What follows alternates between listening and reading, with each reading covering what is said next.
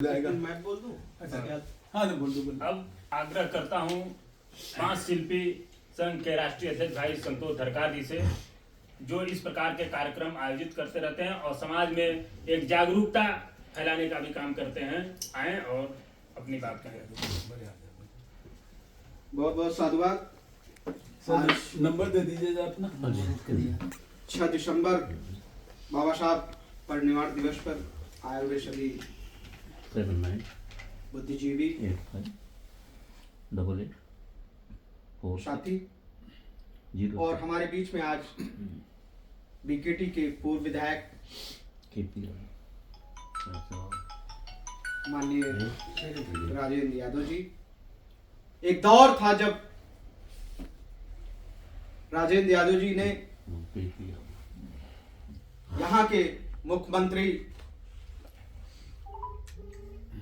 आपके वर्तमान रक्षा मंत्री इस समय नहीं पूर्व मुख्यमंत्री भी रहे रक्षा मंत्री भी क्या नाम राजनाथ सिंह नाम भी आप आया नहीं रखते ऐसे आदमी का। राजनाथ सिंह जैसे व्यक्ति को आपने इस बीकेटी विधानसभा से उखाड़ फेंकने का काम किया। ऐसे ओजस्वी व्यक्तित्व के धनी मैं राजेंद्र यादव जी पूर्व विधायक जी का स्वागत अभिनंदन करता हूं। और हमारे बीच में आज हमारे गुरु जी KP यादव जी, जिनके सानिध्य में मैंने 11वीं की परीक्षा इन्हीं के सानिध्य में मैंने क्वींस एंग्लो इंटर कॉलेज से दिया। और हमारे अधिवक्ता शौशलेंद्र यादव जी और हमारे पूर्व में हमारे पुराने साथी राम नरेश यादव जी और यादव सेना के राष्ट्रीय अध्यक्ष भाई शिव कुमार यादव जी हमारे बीच में हैं। मैं सभी साथियों का आभार व्यक्त करता हूं। आज साथियों हमारे पूरा देश जो है आज बाबा साहब को नम आंखों से देख रहा है। 6 दिसंबर वह दिन था जिस दिन इस देश से ऐसा महापुरुष गया जिसके लिए पूरा देश क्या विदेश में भी लोगों ने अपनी नम आंखों से श्रद्धांजलि दी। आज साथियों बात हो रही थी कि संख्या की बात हम करते हैं, संख्या से हम सभी एकजुट हो सकते हैं, लेकिन साथियों आपने संघ का संगठन देखा होगा। संघ कभी बाहर मीटिंग नहीं करता है, संघ कभी अपने बाहर मंचों पे कोई ऑर्गेनाइज नहीं करता है। वो हमेशा कमरे में संघ बैठ करके 2 4 5 10 लोगों के बीच में ही बात करता है। ये दौर आज का जो दौर है, इस दौर में हम अपनी बात को नहीं रख पा रहे हैं, इस बात को समझना होगा।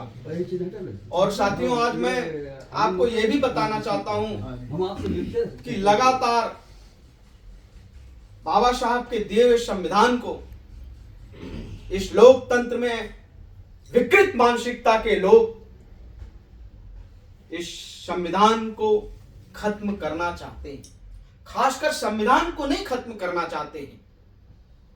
मैं साफ तौर पे कहना चाहता हूं, संविधान को नहीं खत्म करना चाहते हैं, संविधान में दिए हुए आर्टिकल्स को खत्म करना चाहते हैं। जिस आर्टिकल से मानव शरीर मानव जाति को जीने हक हकूक और अधिकार की बात होती है, उस आर्टिकल को खत्म करना चाहते हैं। क्योंकि इस आर्टिकल में बाबा साहब ने इतने संघर्षों के साथ इस आर्टिकल को बनाया और इनकी किताबें इतनी व्यापक हैं कि जिनको पढ़ पाना आज की दृष्टि में बहुत कठिन है।